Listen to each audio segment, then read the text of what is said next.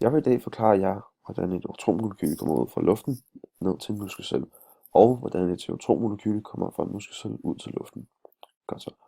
Til at starte med har vi noget, der kaldes en respirationsproces, som er noget, et menneske gennemgår stort set hver eneste minut, eller som de gennemgår hver eneste minut for at kunne trække vejret og dermed leve.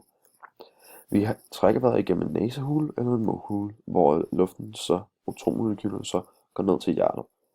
Hjertet omdanner så ilten og blander sammen med blodet, sådan så det blodet bliver sendt ud fra den venstre side af hjertet til hele kroppen, til de to forskellige systemer, som er det lille system og det store system. Det lille system består af lungerne, hvor det store system så består af resten af kroppen.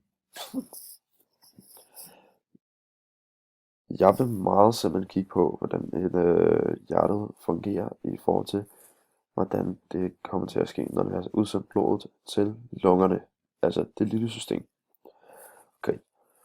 Kort vil jeg lige forklare opbygningen af lungernes system, hvor vi kan se to hovedbronkier her, hvor de så forgrener sig til flere forskellige net, altså bronchioler, hvor det så er ude på bronchiolerne kan vi se flere forskellige grupper af alveoler, hvor alveolerne så har disse røde ledninger på sig, som kaldes lungekapillærer.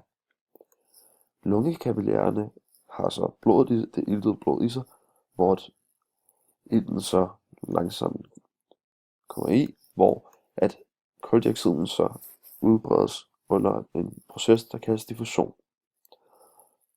Under diffusion er det så, at kuldioxiden bliver sendt ud i blodet.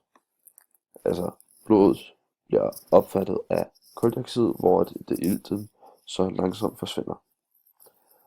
Så er det, at det afiltede blod bliver sendt tilbage til hjertet i den højre side, hvor det så er, at blodet er mest bærbar af kuldioxiden, hvor det så vil langsomt blive udpustet igennem næsehulen eller mundhulen igen.